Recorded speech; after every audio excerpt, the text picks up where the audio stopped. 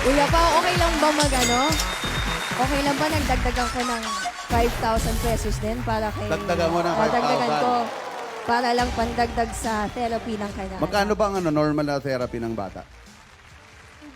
Hindi ko pa po siya napapatingnan sa espesyalista. Ganon. O sige, so yung 5,000 mo, dadagdagan, iatiwin mo ng another 5,000. Okay? Nakakatulong yun, ate. Kaya mo. Congratulations. Sige, yung ano mo, dagdagan pa natin. Another 10,000. Okay. Dagdagan mo natin.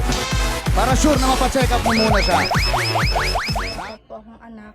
Yung bunso ko pong anak po kasi is 3 years old. Mayroon po siyang global developmental delays.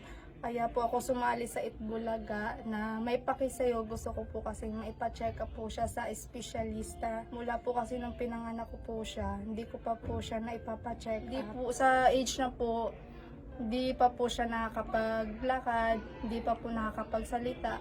Minsan po hindi ko po siya narinig na tawagin po akong mama. So, napakalaking bagay po sa isang magulang na marinig po na matawag po na mama. Kay Sir Paulo po, sobra po ako nagpapasalamat po dahil napakalaking tulong po yung ibinigay niyo po sa aking tulong dahil may papacheck up po na po yung anak ko, lalo na po ngayon.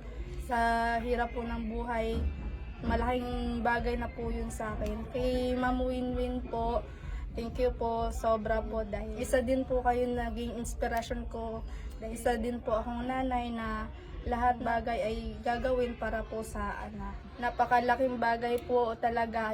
Binigay po nilang tulong sa akin para po maipa-check up po yung anak ko.